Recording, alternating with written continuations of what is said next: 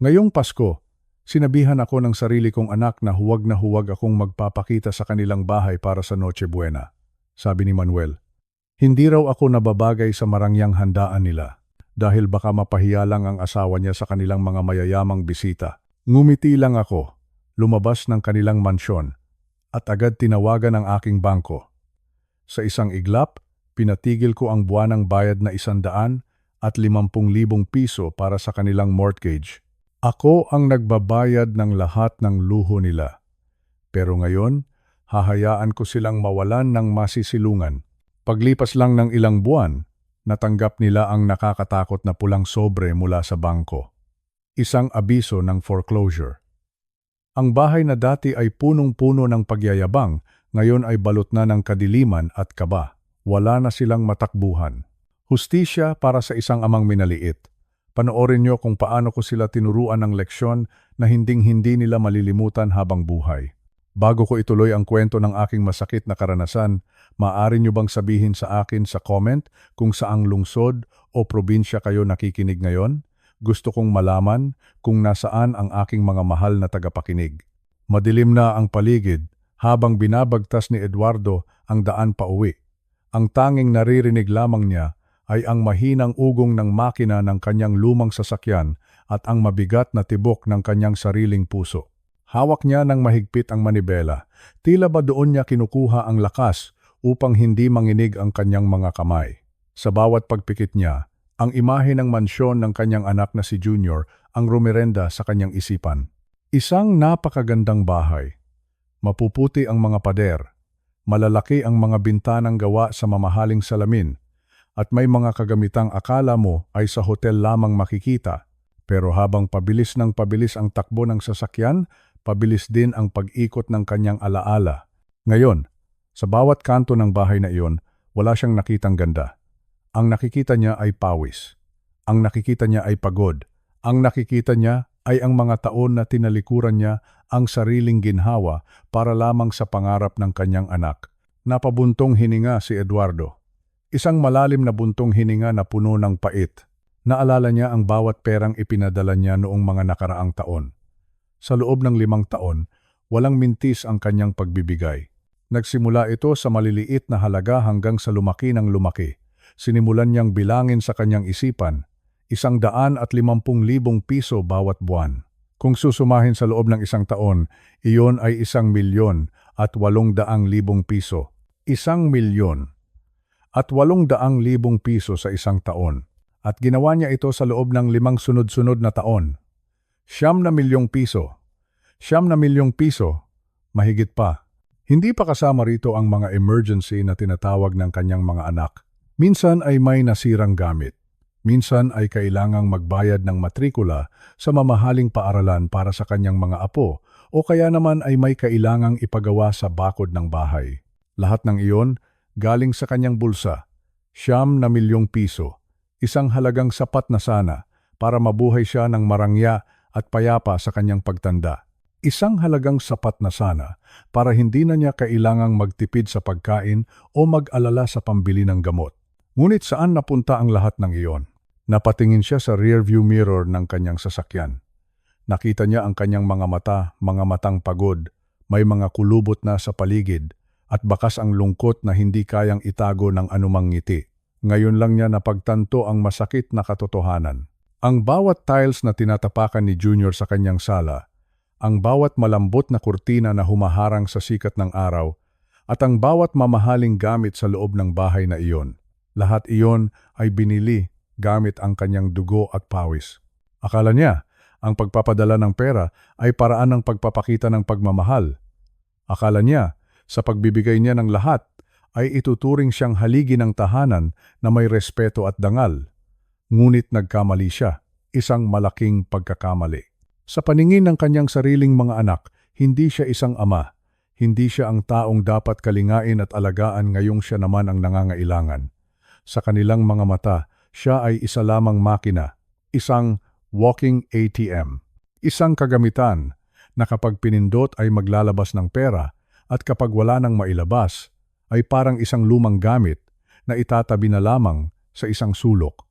Naalala ni Eduardo ang pagkakataong tumawag siya kay Junior noong nakaraang buwan. Sabi niya, "Anak, medyo sumasakit ang aking tuhod. Baka pwedeng mabisita ninyo ako rito." Ang sagot ni Junior, "Tay, pasensya na. Sobrang busy sa opisina. Pero huwag kayong mag-alala. Magpapadala ako ng pambili niyo ng bitamina. Pera." Laging pera ang sagot. Akala nila ang pera ay sapat na kapalit para sa presensya, para sa pagmamahal, at para sa tunay na pagkalinga. ₱9,000,000, bulong niya sa sarili habang ang kanyang boses ay nanginginig. 9,000,000. Inulit-ulit niya ang mga salitang iyon sa kanyang isipan. Tila bawat pag-ulit ay isang saksak sa kanyang dibdib. Hindi niya akalain na ang sarili niyang mga anak na pinalaki niya ng may takot sa Diyos at pagmamahal sa kapwa ang magpaparamdam sa kanya ng ganitong uri ng kawalan ng halaga. Naramdaman niya ang init ng luha sa kanyang mga mata, ngunit agad niya itong pinunasan. "Hindi," sabi niya sa kanyang sarili, "hindi ako dapat umiyak." Pero mahirap pigilan ang damdamin kapag ang mismong pundasyon ng iyong buhay, ang iyong pamilya, ang siyang naggigiba sa iyong pagkatao. Naisip ni Eduardo, noong nagtatrabaho pa siya ng husto, madalas siyang magtiis sa simpleng ulam. Minsan ay tuyo at kanin lang, sapat na, basta alam niyang maayos ang kalagayan ng kanyang mga anak sa Maynila. Hindi siya bumibili ng bagong barong o sapatos. Ang suot niyang relos ay kupas na ang kulay, halos 30 taon na niyang gamit. Lahat ng pagtitipid na iyon, lahat ng sakripisyong iyon, ay para sa kanila. At ngayon, nakita na niya ang bunga ng kanyang mga sakripisyo. Isang magandang mansyon para sa kanila, at isang malamig at malungkot na upuan para sa kanya. Ang mga anak niya ay nagpapakasasa sa karangyaan habang siya ay tinitingnan na lamang bilang isang pinagkukunan ng yaman. "Tay, kailangan namin ng bagong sasakyan para sa mga bata," sabi ng kanyang manugang noong 1 taon. At dahil mahal niya ang kanyang mga apo, nagbigay siya. "Tay, ang aircon sa kwarto ay sira na. Hindi makatulog ng maayos ang iyong mga apo," sabi naman ni Junior. At muli, naglabas siya ng pera. Hindi niya namalayan na sa bawat opo at sa bawat pagbibigay niya, unti-unti na rin niyang pinapatay ang sarili niyang kinabukasan. Ang bawat perang lumabas sa kanyang bank account ay parang mga piraso ng kanyang sariling buhay na ipinamimigay niya ng libre ng walang anumang kapalit na tunay na pagmamahal. Habang papalapit na siya sa kanyang sariling maliit na bahay, mas lalong naging malinaw ang lahat. Ang kanyang bahay ay payak, tahimik, at walang gaanong palamuti. Malayo sa mansyon ni Junior. Pero sa loob ng payak na bahay na ito, naroon ang katotohanan. Dito, wala siyang kailangang patunayan. Dito, hindi siya isang walking ATM. Itinigil ni Eduardo ang sasakyan sa harap ng kanyang tarangkahan. Pinatay niya ang makina at nanatiling nakaupo sa loob ng ilang minuto. Ang katahimikan ng gabi ay tila bumabalot sa kanya, nagbibigay ng pagkakataon para sa isang huling pagmuni-muni. ₱9,000,000, muling sambit niya. Ngunit sa pagkakataong ito, ang boses niya ay hindi na nanginginig. Mayroon ng halong determinasyon. Isang uri ng determinasyon na nanggagaling sa isang taong sawang-sawa na sa pagiging kasangkapan lamang. Naisip niya, marahil ay kasalanan din niya. Masyado niyang binigay ang lahat.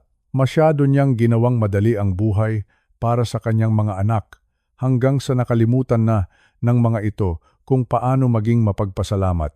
Sa kultura nating mga Pilipino, ang utang na loob ay napakahalaga.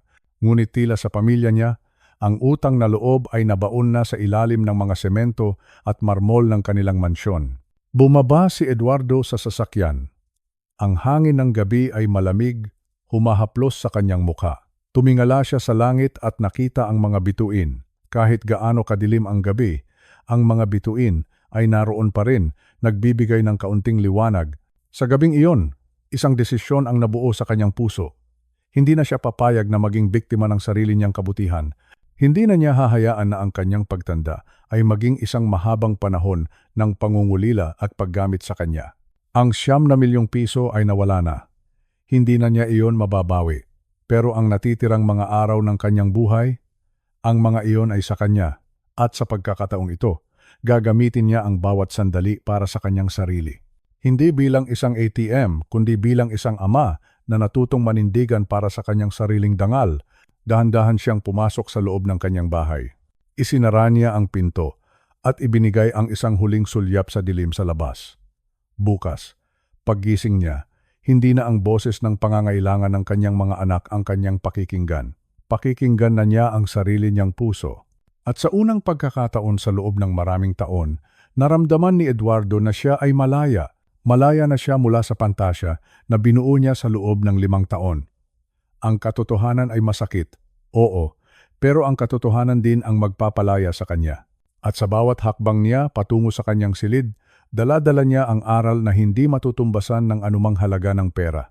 Ang tunay na kayamanan ay hindi nasusukat sa laki ng bahay o sa ganda ng kagamitan, kundi sa tunay na pagmamahal na mararamdaman mo mula sa mga taong mahal mo nang walang hinihinging kapalit.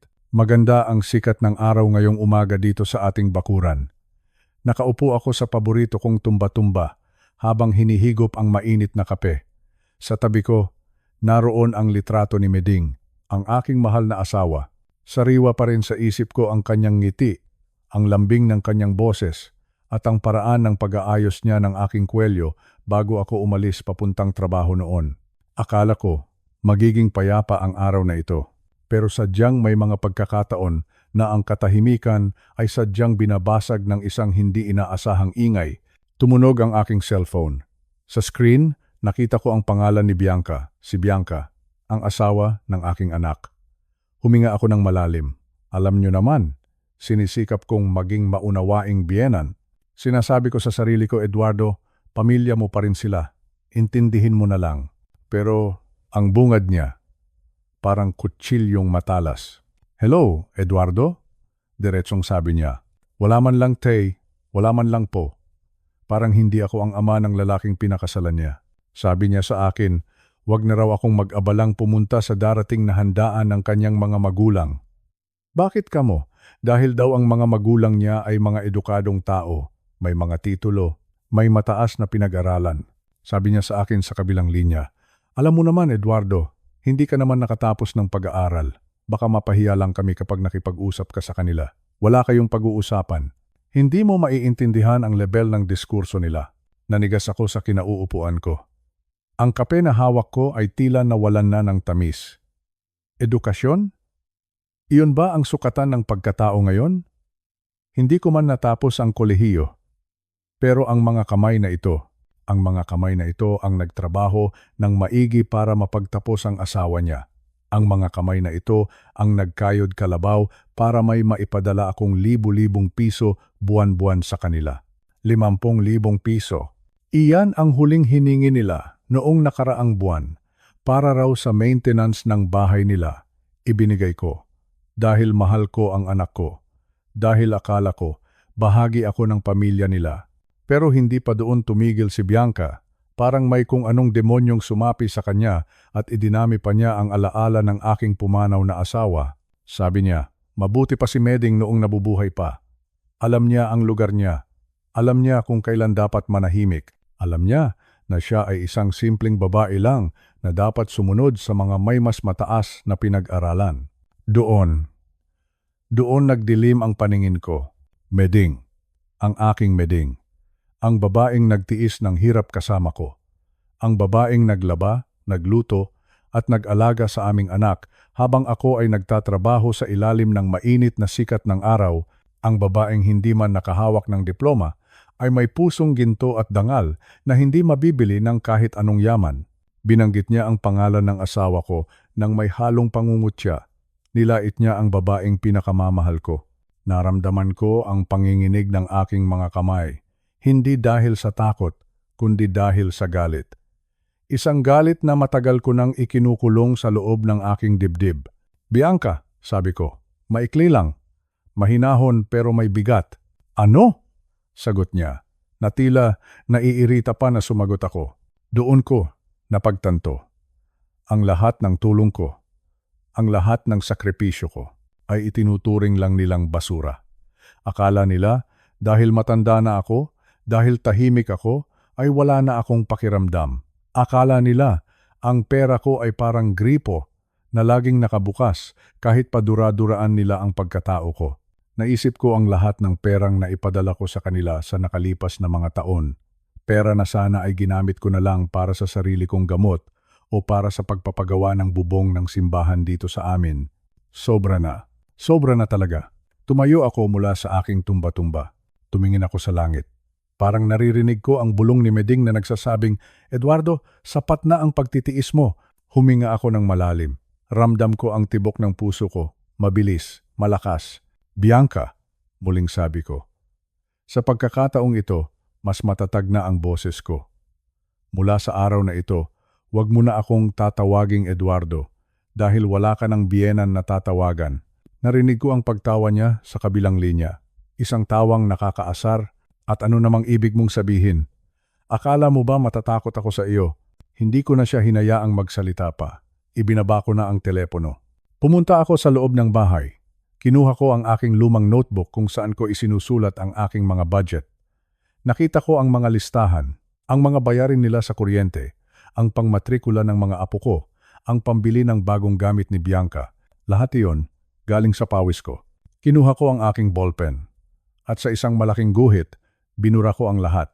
Wala na. Tapos na. Sabi ko sa sarili ko, tapos na ang pagiging sunod-sunuran mo, Eduardo. Kinuha ko ang aking passbook sa bangko. Tiningnan ko ang balanse. Marami pa itong laman. Sapat na sapat para mabuhay ako ng marangal sa natitirang mga taon ng aking buhay dito sa probinsya. Hindi ko na kailangang magmakaawa ng atensyon sa mga taong hindi marunong rumespeto. Naglakad ako palabas sa aking beranda. Tumingin ako sa mga tanim kong rosas. Ang gaganda nila, ang bango. Bakit ko nga ba hinayaan ang sarili kong mabulag sa obligasyong ako lang ang gumagawa? Naisip ko ang anak ko. Masakit. Masakit isipin na hinayaan niyang ganito ang itrato sa akin ng asawa niya. Pero kailangan ko ring turuan sila ng leksyon. Ang respeto ay hindi hinihingi. Ang respeto ay ibinibigay sa mga taong marunong ding rumespeto. Kinuha ko muli ang cellphone ko. Tinawagan ko ang aking abogado, si Attorney Ramos. "Attorney," sabi ko sa kanya, "gusto ko pong ipatigil ang lahat ng monthly allowance na ipinapadala ko sa account ng anak ko." Ngayon din po, narinig ko ang pagkagulat ni Attorney Ramos. "Sigurado po ba kayo, Mang Eduardo? Malaking halaga po iyon." Napangiti ako. Isang ngiti ng kalayaan. "Sigurado ako, Attorney." Siguradong sigurado. Ibinaba ko ang telepono. Sa unang pagkakataon sa loob ng maraming taon, naramdaman ko ang luwag sa aking dibdib. Wala na ang bigat, wala na ang serya ng mga pang-aalipusta na kailangan kong lunukin tuwing umaga. Tumingin ako sa litrato ni Meding. Parang kumikislap ang kanyang mga mata sa tuwa. Alam ko, sang-ayon siya sa ginawa ko. Ang huling patak ng galit ay umapaw na. At sa pag-apaw na iyon, natangay ang lahat ng dumi at sakit na idinulot nila sa akin. Ako si Eduardo. Maaring matanda na ako. Maaring hindi ako edukado sa paningin nila. Pero ako ay isang lalaking may dangal. At ang dangal na iyon ay hindi nila kailanman muling mayayapakan. Mula ngayon, ang bawat sentimo ko ay para na sa sarili ko. Para sa katahimikan ko. Para sa kapayapaan ng aking kaluluwa. Huminga ako ng malalim. Ang sarap pala ng sariwang hangin kapag wala ka ng pasan ng mga taong walang utang na loob. Hihigop muli ako ng kape. Ngayong umaga, mas masarap ang timpla nito. Mas matamis, mas malinamnam.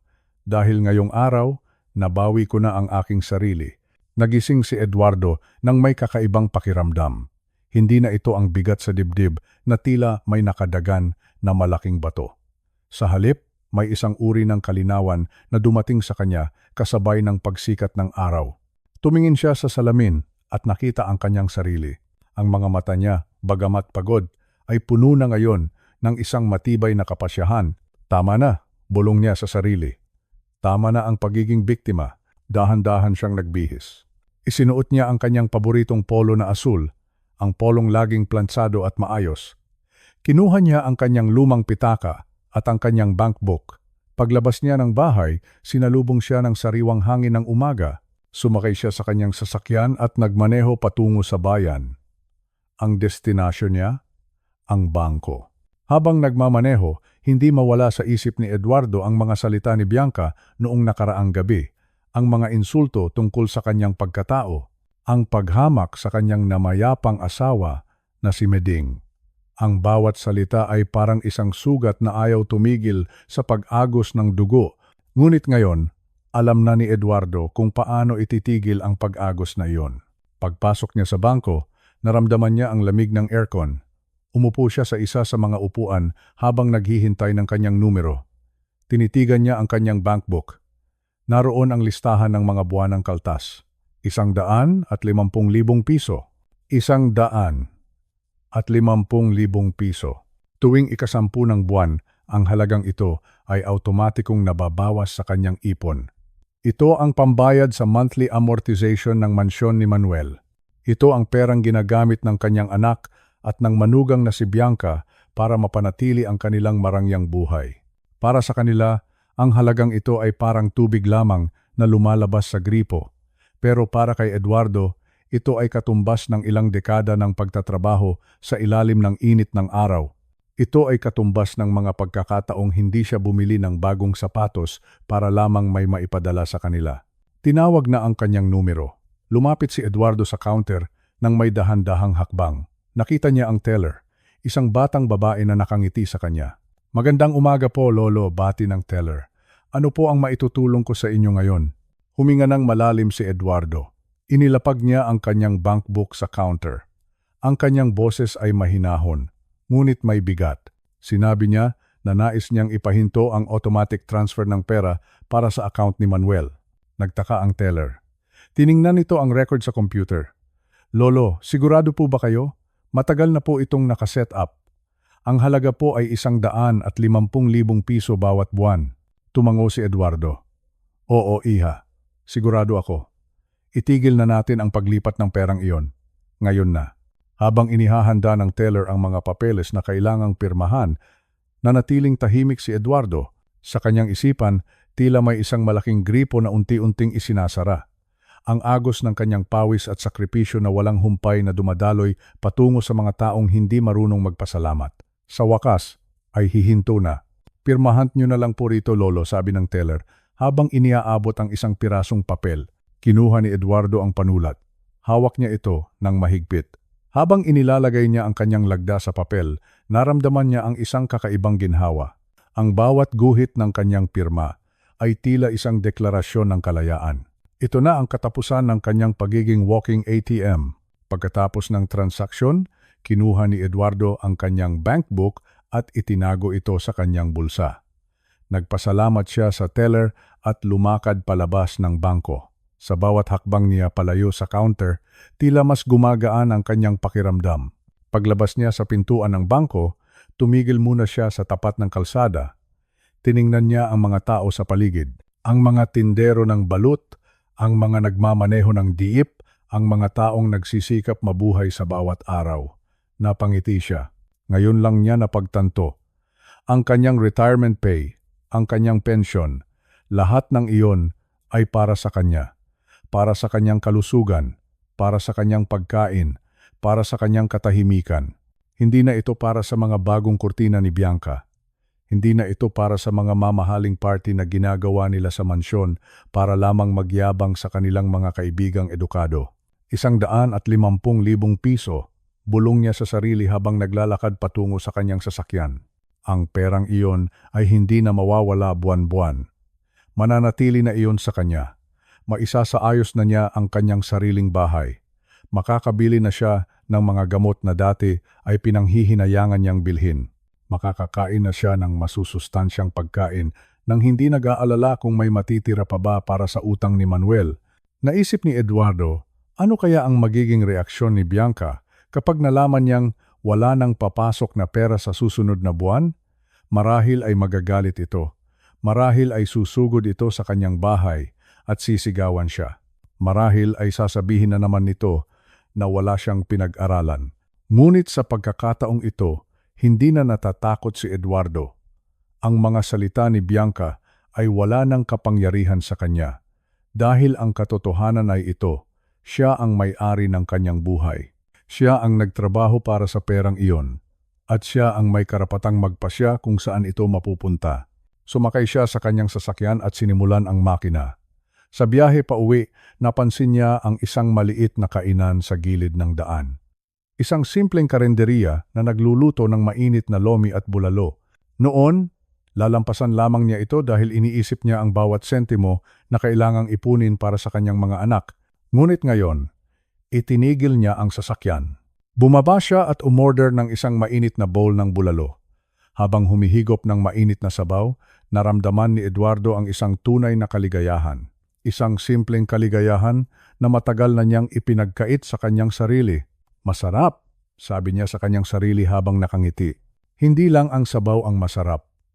Masarap din ang pakiramdam na sa wakas, ikaw na ang may hawak ng iyong sariling tadhana.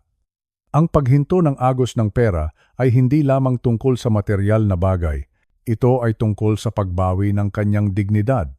Ito ay tungkol sa pagrespeto sa sarili na matagal na niyang nakalimutan habang inuuna ang iba. Ang sugat na nilikha ng kawalan ng utang na loob ng kanyang mga anak ay nariyan pa rin, ngunit sa araw na ito, nagsimula na itong maghilom. Pinili ni Eduardo ang kanyang sarili. Pinili niyang mabuhay ng may dangal sa natitirang mga taon ng kanyang buhay. At habang tinatapos niya ang kanyang pagkain, alam ni Eduardo na ito pa lamang ang simula. Marami pa siyang kailangang baguhin. Marami pa siyang kailangang ituwid. Pero ang pinakamahirap na hakbang ay nagawa na niya. Ang gripo ay sarado na. Ang pagsasalin ng kanyang buhay para sa iba ay tapos na. Umuwi si Eduardo sa kanyang bahay na may baong kapayapaan. Sa gabing iyon, hindi na siya nangarap tungkol sa mga utang o tungkol sa mga insulto. Nakatulog siya ng mahimbing dahil alam niya na sa susunod na paggising niya, ang bawat piso sa kanyang bulsa ay sa kanya. At tanging sa kanya lamang. Lumipas ang isang araw mula nang gawin ni Eduardo ang pinakamalaking desisyon sa kanyang buhay. Para sa kanya, ang bawat oras ay tila mas naging magaan. Wala na ang mabigat na pasanin sa kanyang balikat. Wala na ang anino ng pag-aalinlangan.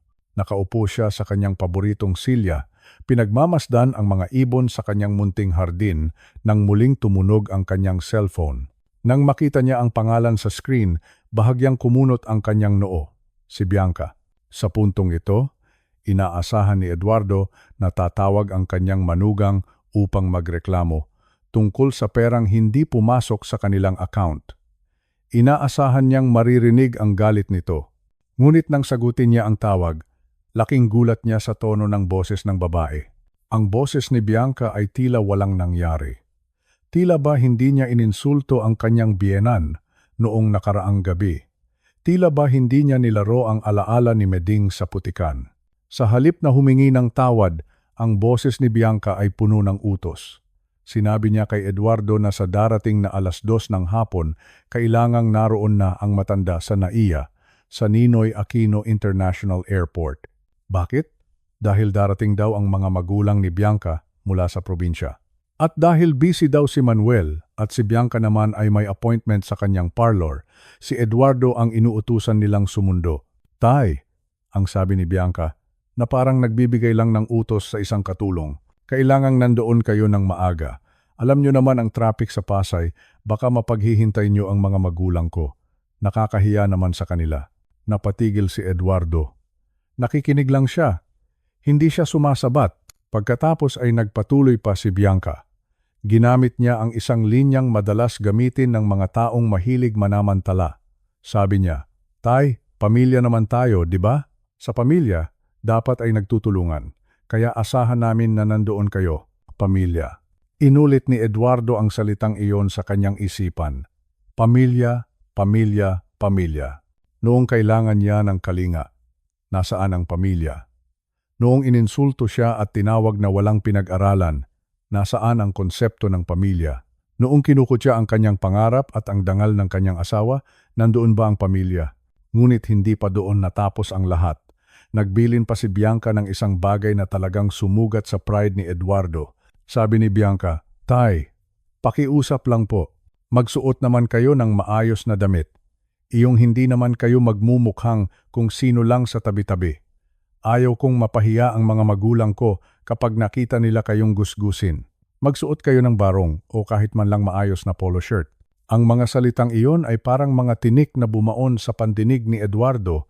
Inutusan siyang maging driver at ngayon dinidiktahan pa siya kung paano magdamit para lamang hindi sila mapahiya. Para kay Bianca, Ang kanyang biyenan ay hindi isang taong dapat irespeto, kundi isang kagamitan na kailangang ayusin para magmukhang presentable sa harap ng ibang tao. Ngunit sa halip na sumigaw, sa halip na makipagtalo, si Eduardo ay nanatiling kalmado. Isang uri ng kalmado na mas nakakatakot kaysa sa bagyo. "Sige, Bianca," ang maikling sagot ni Eduardo. "Naintindihan ko." Mabuti naman tay ang sagot ni Bianca bago agad na ibaba ang telepono. Hindi man lang nagpasalamat. Hindi man lang nagtanong kung maayos ba ang pakiramdam ng matanda para magmaneho ng malayo. Nang mamatay ang tawag, inilapag ni Eduardo ang cellphone sa lamesa. Nanatili siyang nakatitig sa kawalan. Pamilya, bulong niya sa sarili. Naalala niya ang mga taon na siya ang takbuhan ng lahat. Noong kailangan ni Manuel ng pambayad sa kuryente, siya ang nandoon. Noong kailangan ni Bianca ng puhunan para sa kanyang negosyong hindi naman nagtagumpay, siya ang naglabas ng pera. Noong maisakit ang kanyang mga apo, siya ang nagbabantay sa ospital habang ang mga magulang nito ay nagpapakasaya sa bakasyon. Lahat ng iyon ay ginawa niya dahil sa salitang pamilya. Pero ngayon, sa unang pagkakataon, nakita ni Eduardo ang tunay na kulay ng salitang iyon sa bibig ni Bianca. Ang pamilya para sa kanila ay isang kadena na ginagamit para itali siya sa kanilang mga pangangailangan. Isang paraan para makonsensya siya at sumunod sa bawat nais nila. Inisip ni Eduardo ang biyahe patungong airport. Ang mainit na sikat ng araw, ang nakakapagod na traffic sa kalsada, ang paghihintay sa arrival area na puno ng tao, at ang tingin ng mga magulang ni Bianca na tila ba siya ay isang tauhan lamang ng kanilang anak. Napangiti si Eduardo. Isang mapait na ngiti. Tumayo siya mula sa kanyang upuan at naglakad patungo sa kanyang silid. Binuksan niya ang kanyang aparador. Nakita niya ang kanyang mga lumang barong, ang kanyang mga plansadong polo. Kinuha niya ang isa. Tiningnan ito. At ibinalik muli sa loob. Hindi niya kailangang magbihis ng maayos para sa kanila. Dahil sa araw na ito, hindi siya pupunta sa NAIA. Gusto niyo ng tulong? Tanong niya sa sarili habang nakatingin sa salamin. Gusto niyo ng pamilya? Sa loob ng 5 taon, si Eduardo ang naging pundasyon ng kanilang marangyang buhay. Siya ang nagbayad para sa kanilang bubong, para sa kanilang pagkain, at para sa kanilang kayabangan. Pero ang panahon na iyon ay tapos na. Kung ang pamilya ay nangangahulugan ng pagtanggap ng insulto sa kapalit ng serbisyo, kung ang pamilya ay ang pagtrato sa isang ama bilang utusan, kung gayon, hindi niya kailangan ng ganoong uri ng pamilya. Isang matinding pakiramdam ng kapangyarihan ang naramdaman ni Eduardo. Hindi ito ang kapangyarihan ng pera, kundi ang kapangyarihan ng pagpili. Pinili niyang huwag ng sumunod. Pinili niyang huwag ng magpaapi. Lumabas siya ng kanyang kwarto at nagpunta sa kusina. Kumuha siya ng isang basong tubig at ininom ito ng dahan-dahan. Tiningnan niya ang orasan. 10:00 na ng umaga. May 4 na oras pa bago ang sinasabing pagdating ng mga magulang ni Bianca. Sa mga oras na iyon, alam ni Eduardo na maghahanda na si Bianca.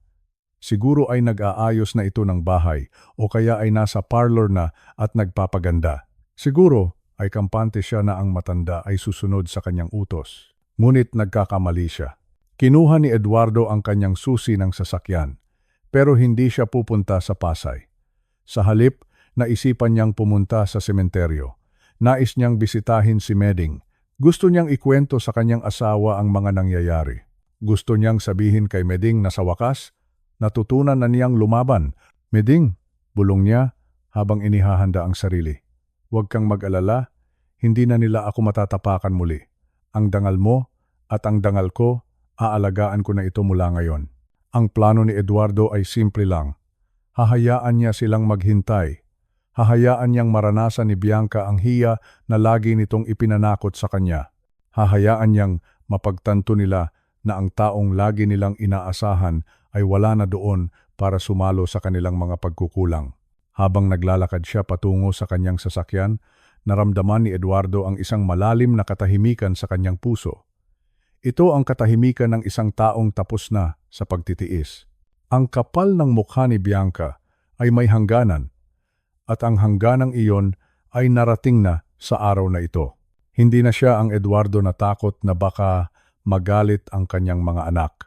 Siya na ngayon ang Eduardo na may sariling paninindigan. Ang bawat hakbang niya ay puno ng katiyakan. Ang bawat hininga niya ay puno ng kalayaan. Sumakay siya sa kanyang sasakyan, pinaandar ang makina, at lumabas ng gate. Ngunit sa halip na kumanan patungo sa expressway na papuntang airport, kumaliwa siya papunta sa kabilang direksyon. Papunta sa direksyon kung saan wala ang mga utos ni Bianca. Papunta sa direksyon ng kanyang sariling kapayapaan. Maghintay kayo, sabi niya sa kanyang isipan habang nakatingin sa kalsada. Maghintay kayo sa wala. Ang aral na malapit ng matutunan ni Bianca ay masakit, pero ito ay kailangan dahil ang respeto ay hindi hinihingi sa pamamagitan ng utos. Ito ay ibinibigay sa mga taong marunong ding rumespeto. At sa araw na ito, ituturo ni Eduardo ang aral na iyon sa pinakaepektibong paraan, sa pamamagitan ng kanyang kawalan. Ang hapon na iyon sa NAIA ay magiging isang mahaba at nakakahiyang paghihintay para kay Bianca. Ngunit para kay Eduardo, ito ang magiging pinakamasayang hapon ng kanyang pagtanda. Isang hapon kung saan ang kanyang oras ay kanya lamang at ang kanyang dignidad ay muli niyang nabawi. 2:00 na ng hapon. Ito ang oras na dapat ay nasa gitna na si Eduardo ng siksikan at mainit na kalsada patungong NAIA. Ito ang oras na dapat ay pilit siyang sumisingit sa gitna ng mga sasakyan, nagtitiis sa usok, at iniisip kung saan siya magpaparada para masundo ang mga magulang ni Bianca. Ngunit sa halip na hawak niya ang manibela, ang hawak ni Eduardo ay isang tasa ng mainit na kapeng barako. Sa halip na busina ng mga sasakyan ang naririnig niya. Ang tanging bumasag sa katahimikan ng kanyang paligid ay ang mahinang pagaspas ng hangin at ang tunog ng pahina ng diaryo na kanyang binabasa. Nasa kanyang maliit na beranda si Eduardo, doon, sa ilalim ng lilim ng kanyang puno ng mangga.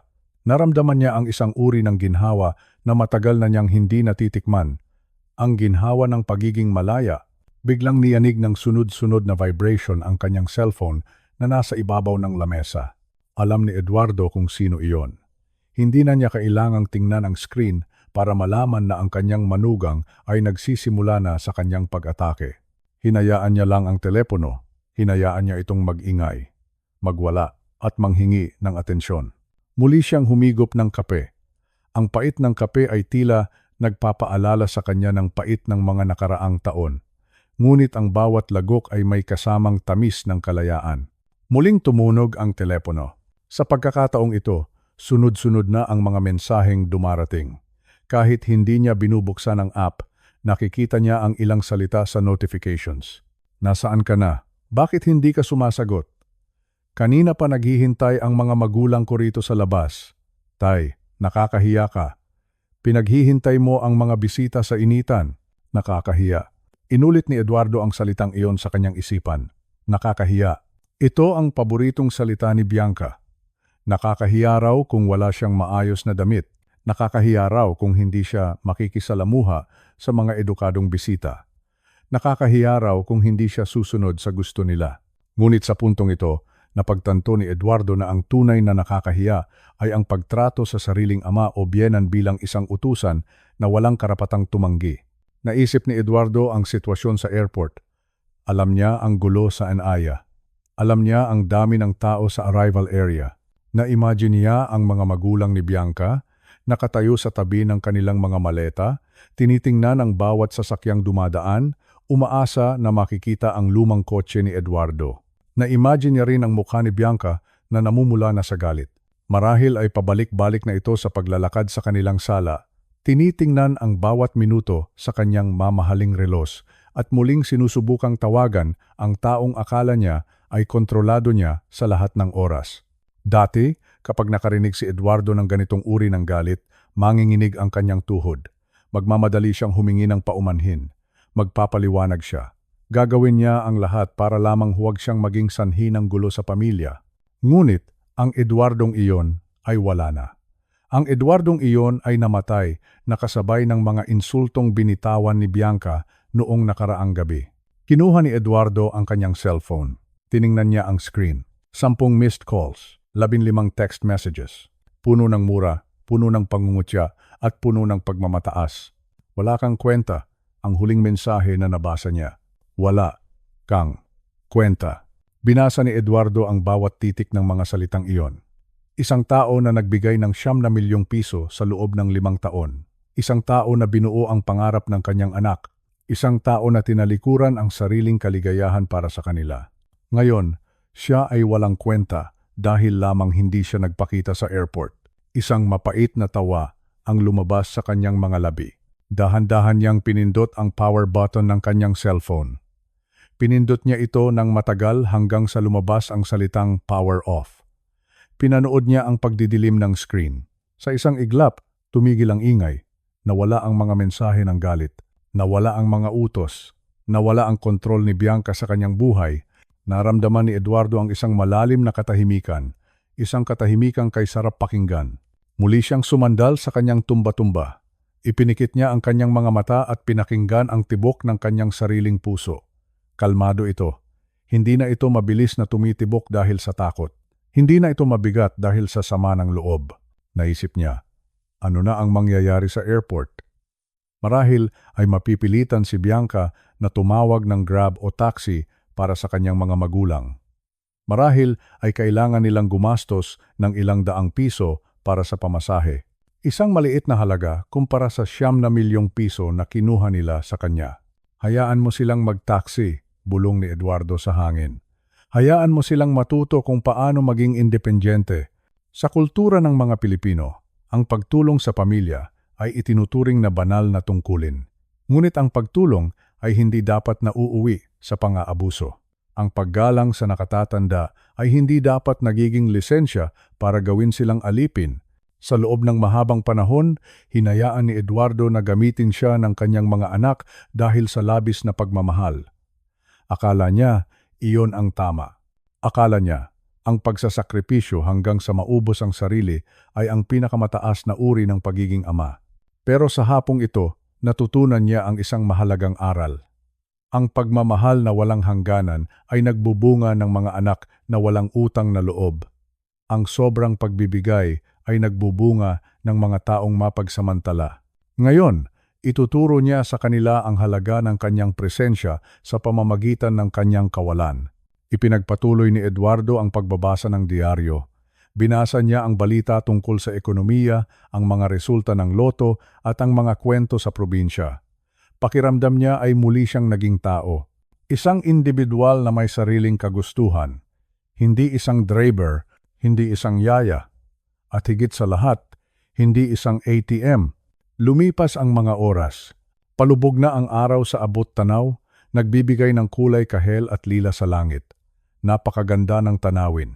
Ngayon lang uli niya napansin ang ganda ng paglubog ng araw mula sa kanyang beranda. Noong mga nakaraang taon, palagi siyang nasa kalsada sa ganitong oras, naiipit sa traffic o kaya naman ay nag-aasikaso ng mga utos ng kanyang mga anak. Naramdaman niya ang gutom. Tumayo siya at pumasok sa loob ng bahay. Nagluto siya ng simpleng hapunan. Isang platong sinangag, pritong itlog at tuyo. Simpleng pagkain, pero para sa kanya, ito ang pinakamasarap na hapunan sa buong mundo. Bakit? Dahil kinakain niya ito nang may kapayapaan sa isip. Walang Bianca na sisigaw sa kanya dahil amoy tuyo ang bahay. Walang Manuel na hihingi ng pera habang siya ay kumakain. Siya lang at ang kanyang sarili. Pagkatapos kumain, naghugas siya ng pinggan ng dahan-dahan. Pinakinggan niya ang tunog ng tubig. Bawat kilos niya ay may layunin. Bawat galaw ay may kabuluhan. Bago siya matulog, tiningnan niya ang kanyang cellphone na nakapatay pa rin sa lamesa. Saglit siyang nag-isip kung bubuksan ba niya ito. Ngunit mabilis din siyang umiling. Bukas na, sabi niya sa kanyang sarili. Bukas ko na haharapin ang kanilang ingay. Sa gabing ito, ibinigay niya ang regalo ng katahimikan sa kanyang sarili. Isang regalo na matagal na niyang ipinagkait. Ang katahimikan sa naiya ay maaaring isang gulo para kay Bianca, pero ang katahimikan sa bahay ni Eduardo ay ang simula ng kanyang bagong buhay. Nakahiga na siya sa kanyang kama, ang kumot ay malambot at mabango. Sa kanyang isipan, hindi na siya nag-aalala kung galit ba sila o hindi. Ang tanging mahalaga ay ang katotohanan sa wakas. Nahanap na niya ang lakas na magsabi ng hindi. Ang bitag sa airport ay hindi para sa kanya. Ang bitag na iyon ay ang sariling kayabangan ni Bianca na ngayon ay bumalik sa kanya. Nakatulog si Eduardo nang may ngiti sa kanyang mga labi. Isang ngiti ng isang taong nagtagumpay sa pinakamahirap na laban, ang laban para sa sariling dignidad. At sa kanyang panaginip, hindi na siya isang makina na naglalabas ng pera. Siya ay isang lalaking naglalakad sa tabing dagat, malaya, payapa, at buo ang pagkatao. Hindi nagtagal ang katahimikan sa buhay ni Eduardo. Alam niya na darating ang sandaling ito. Alam niya na ang bagyong kanyang sinimulan sa bangko at sa airport ay tuluyan ng lulunsad sa kanyang sariling bakuran. Hapon noon, habang nagdidilig si Eduardo ng kanyang mga halaman, narinig niya ang mabilis na paghinto ng dalawang sasakyan sa harap ng kanyang gate. Ang tunog ng pagpreno ay tila isang babala. Mula sa unang sasakyan, bumaba si Manuel. Ang kanyang anak. Nakayuko ito, bakas ang hiya, pero sumusunod pa rin sa likuran ng kanyang asawang si Bianca. At mula sa pangalawang sasakyan, bumaba ang mga magulang ni Bianca. Ang mga taong tinatawag nilang edukado at may mataas na antas sa lipunan. Hindi na naghintay si Bianca na pagbuksan ng gate. Malakas niyang itinulak ang trangka at pumasok sa loob ng bakuran ni Eduardo. Kasunod niya ang kanyang mga magulang na nakatingin sa paligid ng may panghahamak. Tila ba nadidirihan sila sa payak na pamumuhay ng matanda. Tumigil si Eduardo sa kanyang ginagawa. Ipinatong niya ang pandilig sa tabi at hinarap sila. Kalmado siya. Walang galit sa kanyang mga mata, kundi isang malalim na pagkapagod. "Tay!" ang sigaw ni Bianca. Ang boses niya ay nanginginig sa matinding galit. "Anong pumasok sa isip niyo? Alam niyo ba ang ginawa niyo? Pinaghintay niyo ang mga magulang ko sa airport ng halos 4 na oras." Hindi sumagot si Eduardo. Tiningnan niya lang si Manuel. Nag-iwas ng tingin ang kanyang anak. Ang sarili niyang dugo, ang taong pinalaki niya, ay hindi man lang makapagsalita para sa kanya. Pagkatapos ay sumingit ang ama ni Bianca. Isang lalaking nakasuot ng mamahaling barong, na tila ba ang bawat kilos ay kailangang may yabang. Sinabi niya kay Eduardo na wala raw itong modo. Sinabi niya na ang ginawa ni Eduardo ay tatak ng isang taong walang pinag-aralan. Doon na nagsimula ang ulan ng mga insulto. Tinawag siya ni Bianca na baliw. Sinabi nito na baka raw nasisiraan na ng bait si Eduardo dahil sa katandaan. Sabi ni Bianca, "Tay, baka kailangan niyo na ng doktor sa utak." Sino ang nasa tamang pag-iisip ang magpuputol ng sustento sa sariling anak? Sino ang hindi sisipot sa airport para ipahiya kami? Nasisiraan ng bait, baliw, walang pinag-aralan. Inulit-ulit ni Eduardo ang mga salitang ito sa kanyang isipan. Masakit, napakasakit marinig mula sa pamilya na ang iyong sakripisyo ay nauwi lang sa tingin na ikaw ay isang taong may sira sa ulo. Ngunit sa halip na sumabog, huminga ng malalim si Eduardo. Tumingin siya ng direkta sa mga mata ni Bianca at pagkatapos ay sa kanyang mga balae. "Tapos na ba kayo?" ang mahinahong tanong ni Eduardo. Ang kanyang boses ay parang isang malalim na ilog tahimik pero may kakaibang lakas. Napatigil sila.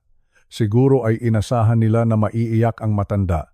Siguro ay inasahan nila na luluhod si Eduardo at hihingi ng tawad dahil sa takot na itakwil ng pamilya. "Pumunta kayo rito sa bahay ko," simula ni Eduardo. "Sa bahay na itinayo ko mula sa sarili kong pawis.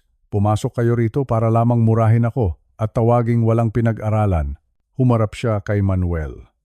"Manuel, anak, noong nag-aaral ka, wala akong diploma. Pero ang perang pinang-enroll mo, galing sa kamay ng isang taong tinatawag ninyong walang pinag-aralan ngayon." Binalingan niya si Bianca. "At ikaw, Bianca, ang mansyon na tinitirhan ninyo, ang bawat tiles na nilalakaran mo, ang bawat sentimo na pambayad sa utang niyo sa bangko buwan-buwan, galing sa baliw na ito." Nagkaroon ng sandaling katahimikan. Ang hangin ay tila tumigil sa pag-ihip. Ngayon, pagpapatuloy ni Eduardo, "Kung ang tingin niyo sa akin ay isang baliw at walang kwentang tao, kung ganoon, hindi niyo na kailangan ng kahit anong tulong mula sa akin." Dito na tuluyang nawalan ng kontrol ang mga magulang ni Bianca. Ang kanyang biyenang lalaki ay lumapit at nagbanta. Sinabi nito na marami silang kakilala, marami silang impluwensya sa munisipyo at sa mga makapangyarihang tao. Sinabi niya na sisiguraduhin nilang masisira ang pangalan ni Eduardo sa buong bayan. Sisiguraduhin daw nilang kakamuhian siya ng lahat. Hinding-hindi mo kami mapapahiya ng ganito, matanda ka, ang banta ng ama ni Bianca. Gagamitin namin ang lahat ng koneksyon namin para malaman ng lahat kung anong klaseng ama ka. Ngumiti si Eduardo, isang ngiti na puno ng kapayapaan. Gawin niyo ang gusto niyo, sabi ni Eduardo. Ikwento niyo sa lahat. Sabihin niyo na ang tatay ni Manuel ay tumigil na sa pagiging ATM. Sabihin niyo na ang matandang walang pinag-aralan ay marunong na ring tumanggi. Inunat ni Eduardo ang kanyang kamay at itinuro ang pinto ng gate. Ngayon, lumabas kayo sa bahay ko. Nagulat si Bianca. Ano? Pinapalayas mo kami? Layas. Ang maikli at matigas na sagot ni Eduardo. Layas. Inulit niya ang salitang iyon ng may ganap na awtoridad. Hindi na siya ang matandang sunod-sunuran. Siya na ang Panginoon ng kanyang sariling tahanan. Sa sandaling iyon, tila nakita nila ang isang bahagi ni Eduardo na hinding-hindi nila kayang baliin. Dahan-dahang tumalikod ang mga magulang ni Bianca habang nagbubulungan tungkol sa kung gaano raw kawalang hiya ang matanda. Si Bianca naman ay nag-iiyak sa galit, sinasabing hinding-hindi na raw nila ipakikita ang mga apo kay Eduardo. Sinabi niyang ito na raw ang huling beses na makikita niya ang kanyang mga mahal sa buhay. Huling beses. Tinitigan ni Eduardo ang kanyang anak na si Manuel habang papasok ito sa sasakyan. Nag-antay si Eduardo ng kahit isang salita man lang. Isang tay, pasensya na.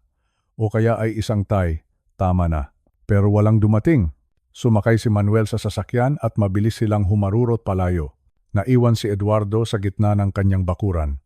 Ang alikabok na iniwan ng kanilang mga gulong ay dahan-dahang humupa. Nakahinga siya ng maluwag, mas maluwag kaysa noon.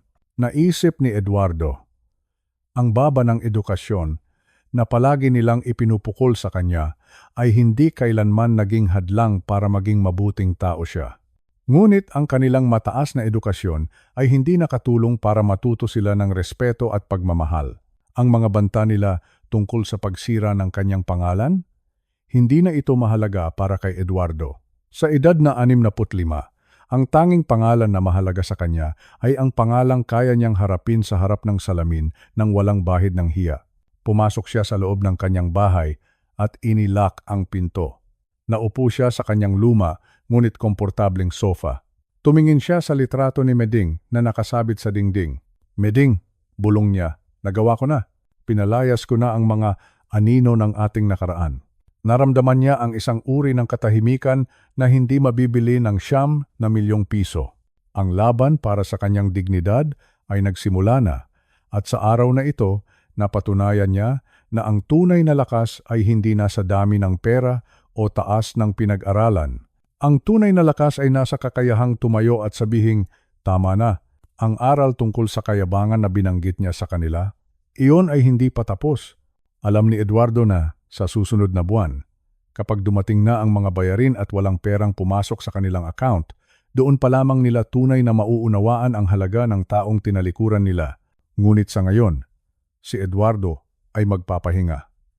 Ipipikit niya ang kanyang mga mata at papakinggan ang katahimikan ng isang bahay na wala nang sumisigaw, wala nang naguutos, at wala nang nanglalait.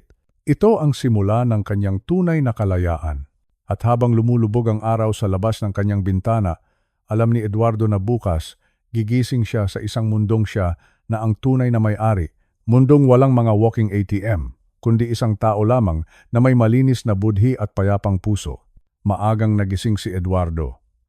Akala niya, ang umagang ito ay magiging katulad ng mga nakaraang araw, tahimik, payapa at puno ng pag-asa. Ngunit habang naglalakad siya patungo sa kanto para bumili ng mainit na pandesal, napansin niya ang kakaibang tingin ng kanyang mga kapitbahay. Ang mga tao na dati ay bumabati sa kanya ng may ngiti. Ngayon ay nagbubulungan. Ang mga marites sa kanto ay biglang tumatahimik kapag siya ay lumalapit. May mga matang puno ng paghatol.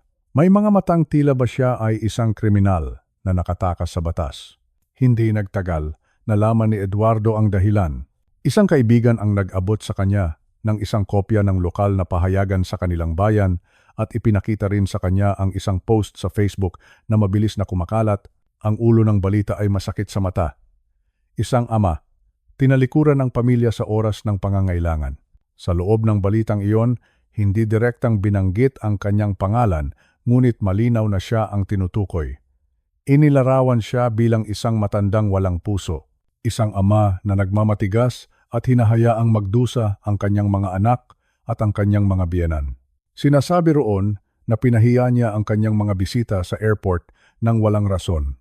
Sinasabi rin na siya ay isang taong hindi matatabil ang dila at puno ng galit sa mundo. Binasa ni Eduardo ang bawat salita. Ramdam niya ang panginginig ng kanyang mga kamay. Hindi dahil sa takot, kundi dahil sa matinding pait.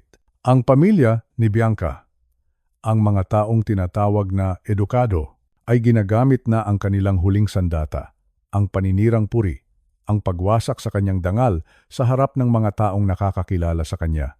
Masamang ama, bulong ni Eduardo habang nakatitig sa balita, masamang ama. Inulit-ulit niya ang mga salitang iyon sa kanyang isipan. Isang masamang ama raw siya. Sinasabi nila sa buong bayan na pinabayaan niya ang kanyang tungkulin. Sinasabi nila na siya ay isang malupit na tao na nagpapakasasa sa pera habang ang kanyang anak ay naghihirap. Alam ni Eduardo ang plano nila. Hindi lang ito basta chismis. Ito ay isang direktang pag-atake sa kanyang reputasyon.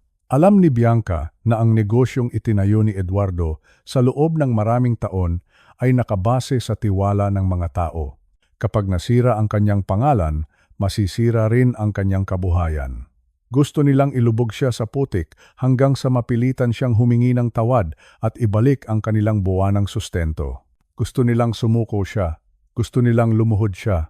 Ngunit nagkakamali sila.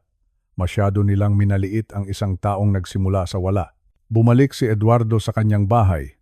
Sa pagkakataong ito, hindi siya naupo sa kanyang tumba-tumba. Dumiretso siya sa kanyang silid tanggapan kung saan nakatago ang kanyang mga mahahalagang dokumento. Doon, sa loob ng isang lumang cabinet na gawa sa Nara, naroon ang kanyang tunay na sandata. Binuksan niya ang cabinet. Inilabas niya ang mga makakapal na brown envelope. Sa loob ng mga envelope na ito, naroon ang lahat ng resibo. Naroon ang mga bank statements mula sa nakaraang 5 taon. Dahan-dahan niyang inilatag ang mga papel sa lamesa. 1, 2, 3, 4. 5 taon ng katotohanan. Tiningnan niya ang mga halaga. 150,000 piso buwan-buwan. Noong nakaraang taon, may dagdag pang 50,000 para sa renovation. Noong isang taon pa, may 80,000 para sa bakasyon ng pamilya ni Bianca sa Boracay. Lahat ng iyon, nakasulat. Lahat ng iyon, may ebidensya, resibo. Wika ni Eduardo nang may diin. Ito ang aking mga resibo. Huminga siya ng malalim. Naramdaman niya ang isang uri ng lamig sa kanyang kalooban. Isang uri ng lamig na nagbibigay sa kanya ng lakas para lumaban. Naisip niya, noong sinabihan siya ni Bianca na siya ay walang pinag-aralan, siguro ay akala nito ay hindi siya marunong mag-imbento o magtago ng talaan. Akala siguro nila, dahil siya ay matanda na, ay makakalimutin na siya. Pero sa negosyo, natutunan ni Eduardo na ang bawat piso ay dapat may pinatutunguhan. At sa bawat pisong ibinigay niya kay Manuel at Bianca, may katapat na dokumento, 9,000,000 piso. Isang halagang kayang bumili ng katarungan. Isang halagang kayang magpatahimik sa anumang kasinungalingan. Kinuha ni Eduardo ang kanyang cellphone. Sa pagkakataong ito, binuksan niya ito. Sa loob ng ilang segundo, sunod-sunod na pumasok ang mga mensahe. May mga kaibigang nagtatanong kung totoo ba ang balita. May mga kliyente na tila nag-aalangan na, ngunit hindi siya nag-atubili. Tinawagan niya ang kanyang abogado, si Attorney Santos, isang matapat na kaibigan na matagal na niyang kakilala. Attorney, ang bungad ni Eduardo. Nakita mo ba ang balita? Oo, ang paninirang puri na iyon. Gusto kong ihanda mo ang lahat. Mayroon akong 5 taon ng bank statements dito. Mayroon akong mga mensahe mula kay Bianca na humihingi ng pera ng paulit-ulit. Sinabi ni Eduardo sa kanyang abogado na hindi siya titigil sa paghingi ng paumanhin lamang. Gusto niyang ipakita sa lahat ang katotohanan. Gusto niyang malaman ng buong bayan kung sino ang tunay na walang puso. Lalaban tayo, attorney, sabi ni Eduardo. Hindi para sa pera, kundi para sa aking dangal. Pagkatapos ng tawag, nanatiling nakatayo si Eduardo sa harap ng kanyang lamesa. Tinitigan niya ang mga papel. Ang mga Numerong ito, ang mga petsang ito. Ito ang saksi sa kanyang paghihirap. Ito rin ang magiging saksi sa kanyang tagumpay. Naisip niya si Manuel. Ang sarili niyang anak, paano naitis ni Manuel na hayaan ang kanyang asawa at mga biyenan na saktan ang sarili niyang ama sa ganitong paraan? Paano naitis ni Manuel na manahimik habang ang pangalan ng kanyang ama ay kinakaladkad sa putikan? Ang pananahimik ni Manuel ay mas masakit pa kaysa sa mga salita ni Bianca. Ngunit ang sakit na iyon ang nagpatigas sa puso ni Eduardo. Hindi na siya ang matandang maawain. Hindi na siya ang tatay na laging handang magpatawad kahit inaabuso na. Gusto ninyo ng giyera, bulong niya sa hangin. Ibibigay ko sa inyo ang giyera na hinahanap ninyo. Sa kulturang Pilipino, ang pamilya ay dapat nagpoprotektahan sa isa't isa. Pero kapag ang sarili mong pamilya na ang sumisira sa iyo, kailangan mong matutong itayo ang sarili mong pader. Sinimulan ni Eduardo na i-scan ang mga dokumento gamit ang kanyang cellphone. Isa-isa, malinaw, bawat transaksyon, bawat petsa, bawat halaga, ipapadala niya ito sa kanyang abogado para ihanda ang isang opisyal na pahayag. Ipakikita niya sa lahat na ang masamang ama na sinasabi nila ay ang mismong taong nagpapakain sa kanila sa loob ng 5 taon. Ang bawat upload ng dokumento ay parang isang bala na ikinakasa ni Eduardo. Ramdam niya ang bawat tibok ng kanyang puso. Malakas, sigurado, walang pag-aalinlangan. Inisip niya ang mukha ni Bianca kapag lumabas na ang katotohanan. Inisip niya ang mukha ng mga biyena niya kapag nalaman ng bayan na ang kanilang marangyang buhay ay utang lamang sa isang taong tinatawag nilang walang modo. Ang katotohanan ay parang apoy. Maaaring matagal itong magliyab, pero kapag nagsimula na ito, walang kasinungalingan ang hindi matutupok. Gabi na, nang matapos si Eduardo sa kanyang paghahanda. Pagod siya, pero ang kanyang isipan ay masigla. Tumingin siya sa bintana, sa dilim ng gabi. Alam niya na sa susunod na araw, ang balita ay magbabago. Ang hangin ay iiba ng direksyon. Hindi na siya ang biktima. Siya na ang magtatakda ng katapusan ng kwentong ito.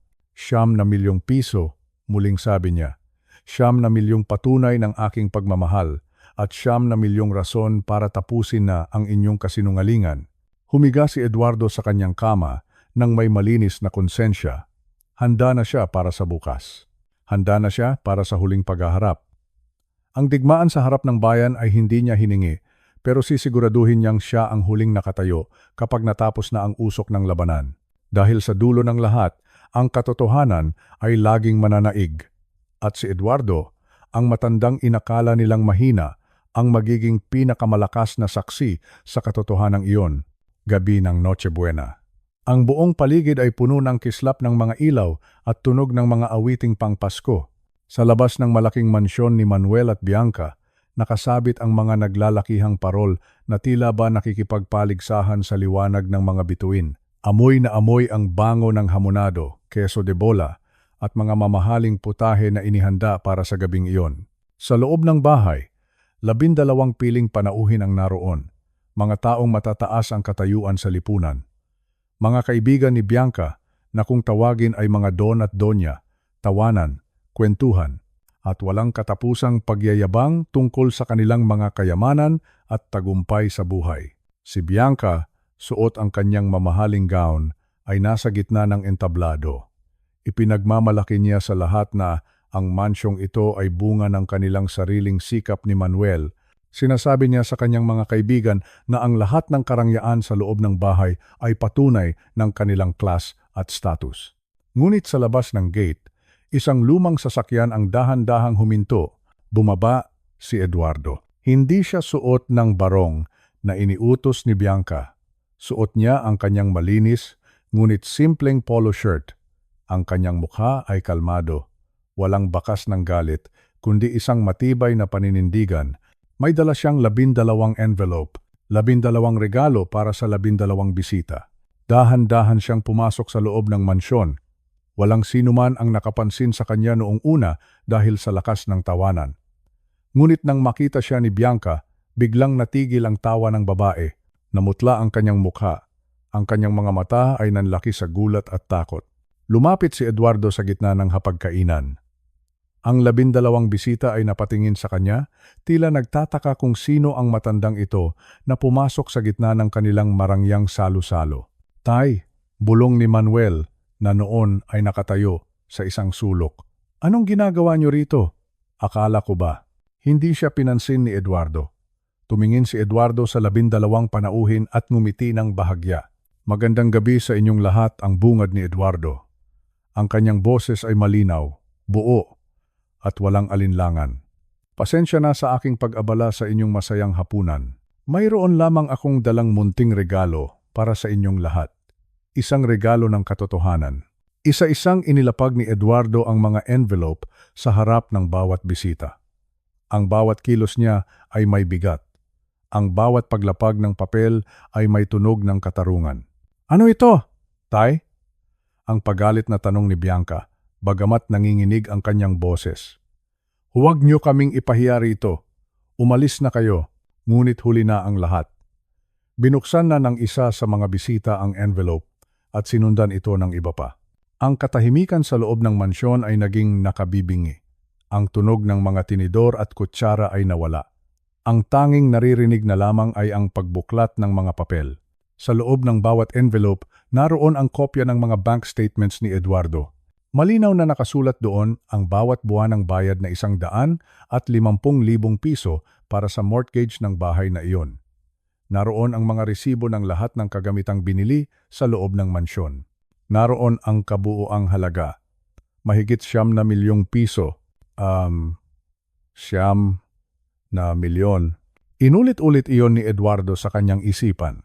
9 milyong piso na galing sa kanyang dugo at pawis. Isang matandang bisita, isang kilalang negosyante sa bayan, ang nagbasa ng malakas. Lahat pala ng ito. Ang mansyong ito, ang hapunang ito, ay binayaran ng matandang ito. Napatingin ang lahat kay Bianca. Ang class na ipinagmamalaki niya ay biglang gumuho na parang kastilyong buhangin. Ang kanyang mga kaibigan, na kanina lang ay humahanga sa kanya, ngayon ay may tingin na ng panghahamak. Wala nang mas masakit pa sa isang taong mapagmataas kaysa sa mabuking ang kanyang mga kasinungalingan sa harap ng kanyang kapwa mapagmataas. Bianca, ang sabi ni Eduardo, habang nakatingin ng diretsyo sa kanyang manugang. Sabi mo, walang akong pinag-aralan. Sabi mo, kailangang magdamit ako ng maayos para hindi kayo mapahiya. Pero ang totoo, ang kahiyahiyang bagay dito ay hindi ang aking damit, kundi ang iyong pagkatao. Tumingin si Eduardo kay Manuel. Anak, ang bahay na ito ay hindi bunga ng iyong pagsisikap. Ito ay bunga ng aking pagmamahal na inabuso ninyo. Ang bawat pirasong hamon na kinakain ninyo ngayon. Ako ang nagbayad niyan. Wala ni isang salita ang lumabas sa bibig ni Manuel. Nakayuko lamang siya, tila gustong lamunin ng lupa sa tindi ng hiya. Ang kanyang mga biyenan, na kanina ay napakaingay, ay hindi rin makatingin ng diretsyo kay Eduardo. Ang mga bisita ay nagsimulang tumayo. Isa-isa silang nagpaalam. Hindi dahil sa kailangan na nilang umalis, kundi dahil hindi na nila masikmura ang hangin sa loob ng bahay. Ang bawat bulong nila habang lumalabas ay tila mga latigo na humahampas sa balat ni Bianca. Nakakahiya ang narinig ni Eduardo mula sa isang bisita. Akala ko ba ay galing sila sa mayamang pamilya? Pera pala ng biyenan ang ginagamit. Nakakahiya. Ito ang salitang laging ginagamit ni Bianca laban kay Eduardo. Ngunit sa gabing ito, ang salitang iyon ay bumalik sa kanya ng may 10 beses na bigat. Nang makaalis na ang lahat ng bisita, ang mansyon ay naging malamig. Ang mga pagkain sa lamesa ay nanatiling hindi tapos, tila mga saksi sa isang gumuho na pangarap. Ano pang gusto niyo, Tay? Ang tanong ni Bianca, na ngayon ay umiiyak na sa tindi ng puot. Sinira niyo na ang pangalan namin. Masaya na ba kayo? Tumingin si Eduardo sa paligid ng mansyong iyon sa huling pagkakataon. Nakita niya ang karangyaan, pero wala siyang nakitang pagmamahal. Nakita niya ang mga mamahaling gamit, pero wala siyang nakitang kapayapaan. Hindi ko sinira ang pangalan ninyo, Bianca, ang mahinahong sagot ni Eduardo. Ipinakita ko lang ang totoo. Kayo ang sumira sa sarili ninyo nang piliin ninyong ituring akong gamit sa halip na tao. Humarap si Eduardo sa pinto. Mula sa gabing ito, wala na kayong matatanggap na kahit 1 sentimo mula sa akin. Ang bahay na ito? Ipinangalan ko ito sa aking mga apo, hindi sa inyo. At dahil ako ang nagbabayad, ako ang may karapatang magpasya kung sino ang pwedeng manatili rito. Nagulat ang dalawa. Hindi nila inakala na hanggang doon ang kayang gawin ni Eduardo. Lahat ng ibinigay ko sa inyo ay may hangganan, pagpapatuloy niya, at ang hangganang iyon ay ang gabing ito, ang Noche Buena ay gabi ng pagbibigayan. At ang ibinibigay ko sa inyo ngayon ay ang pagkakataong matuto kung paano mamuhay gamit ang sarili ninyong mga kamay. Lumabas si Eduardo ng mansyon. Paghaka niya sa labas, ang hangin ay mas sariwa. Ang langit ay mas malinaw. Tumingala siya sa mga bituin at huminga ng malalim. Naramdaman niya ang isang uri ng katarungan na hindi nanggagaling sa korte o sa batas, kundi sa katotohanan. Sa loob ng 5 taon, siya ang naging alipin ng kanilang kayabangan. Pero sa gabing ito, nabawi na niya ang kanyang kalayaan. Sumakay siya sa kanyang lumang sasakyan. Pinaandar niya ang makina at dahan-dahang lumayo sa mansyon. Sa kanyang pag-alis, nakita niya sa rearview mirror ang malaking bahay na unti-unting lumiliit. Ang mga ilaw ng parol ay kumukuti-kutitap pa rin. Pero para kay Eduardo, ang ningning ng mga iyon ay wala ng halaga. Umuwi siya sa kanyang sariling maliit na bahay. Nagtimpla siya ng isang basong gatas at naupo sa tabi ng kanyang bintana. Ang katahimikan ng gabi ay tila isang yakap ng kanyang asawang si Miding. Hustisya, bulong niya sa sarili. Hustisya sa wakas. Natapos ang Noche Buena ni Eduardo ng may payapang puso. Wala man siyang kasamang pamilya sa kanyang hapag, kasama naman niya ang kanyang dignidad. At para sa isang taong tulad ni Eduardo, iyon ang pinakamagandang regalo na natanggap niya sa buong buhay niya. Ang katotohanan ay masakit, pero ito ang nagpalaya sa kanya.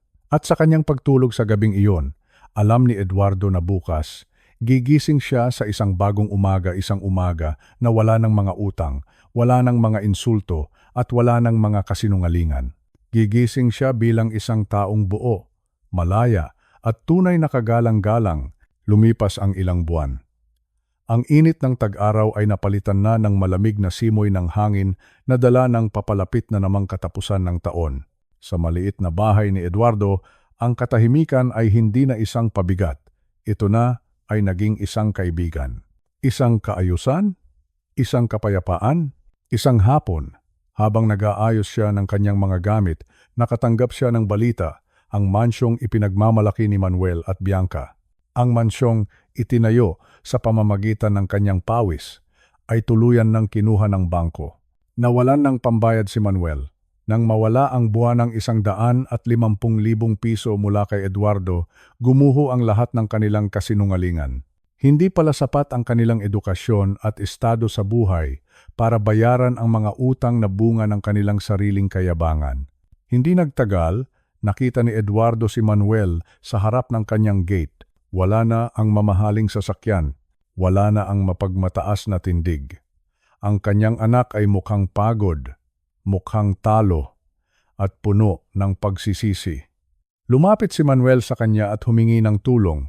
Sabi ni Manuel, wala na silang matitirhan. Sabi ni Manuel, Tay, baka pwedeng kahit kaunti lang. Baka pwedeng isalba niyo ang bahay. Tumingin si Eduardo sa kanyang anak. Naramdaman niya ang kurot sa kanyang puso dahil siya ay isang ama. Ngunit naalaala niya ang bawat insulto. Naalaala niya kung paano nila tinapak-tapakan ang kanyang dignidad. Naalaala niya si Miding. Manuel, ang mahinahong sagot ni Eduardo. Sa loob ng 5 taon, binuhat ko kayo. Binigyan ko kayo ng lahat hanggang sa maubos ako. Pero sa pagkakataong ito, kailangan mong matutong tumayo sa sarili mong mga paa. Tumayo sa sarili mong mga paa. Inulit ni Eduardo ang mga salitang iyon sa kanyang isipan. Ito ang pinakamalaking aral na maaari niyang ibigay sa kanyang anak. Ang pagtulong na walang hangganan ay hindi pagmamahal. Ito ay pagpapalaki ng isang taong walang kakayahan. Hindi nagbigay si Eduardo ng pera. Hindi niya binuksan ang kanyang pitaka. Sa halip, isinara niya ang pinto ng may kasiguraduhan. Hindi dahil sa galit, kundi dahil sa pagmamahal sa sarili. At dahil sa pagnanais na matuto ang kanyang anak ng tunay na kahalagahan ng pagtatrabaho. Dumating ang Pasko. Ngunit ngayong taon, hindi ito katulad ng nakaraang Noche Buena. Ngayong taon, Si Eduardo ay napapaligiran ng mga taong tunay na nagpapahalaga sa kanya. Kasama niya ang kanyang mga kapatid mula sa probinsya at ilang mga luma at tapat na kaibigan. Nagluto sila ng simpleng pansit at naghanda ng kaunting bibingka at puto bumbong. Walang mga don at donya sa paligid. Walang mga usapan tungkol sa katanyagan. Ang tanging maririnig ay ang tunay na tawanan at mga kwento ng kanilang kabataan. Doon napagtanto ni Eduardo ang isang mahalagang katotohanan. Ang kabutihan ay dapat may hangganan. Ang pagiging mabuting magulang ay hindi nangangahulugang kailangang maging alipin ng iyong mga anak. Ang tunay na kaligayahan ay hindi matatagpuan sa mga mamahaling mansyon o sa mga titulong ipinagmamalaki sa ibang tao. Ang tunay na kayamanan ay ang pagkakaroon ng malinis na konsensya at mga taong mahal ka, hindi dahil sa iyong pera, kundi dahil sa iyong pagkatao. ₱9,000,000. Isang malaking halaga ang nawala sa kanya, ngunit sa kapalit nito, nabawi ni Eduardo ang kanyang sarili. Nabawi niya ang kanyang dangal. Nabawi niya ang kanyang buhay. Sa pagtatapos ng gabi, tumingin si Eduardo sa langit. Nagpasalamat siya sa Diyos para sa lakas na ibinigay sa kanya. Ngayon, sa kanyang edad na 65, nalaman niya na hindi pa huli ang lahat para magsimulang muli. Dangal, kalayaan, kapayapaan. Ito ang mga bagay na hinding-hindi mabibili ng anumang halaga ng piso. At habang ipinipikit ni Eduardo ang kanyang mga mata, isang matamis na ngiti ang namutawi sa kanyang mga labi. Alam niya na sa susunod na taon at sa mga susunod pa, ang kanyang buhay ay magiging kanya na. Tunay na kanya. At wala nang sinumang makakaagaw ng kanyang kapayapaan muli. Dito nagtatapos ang kwento ni Eduardo. Isang paalala sa ating lahat na sa bawat yugto ng ating buhay, tayo ang may hawak ng panulat. At sa huli, ang pinakamahalagang kwento na maaari nating isulat ay ang kwento ng ating sariling dignidad.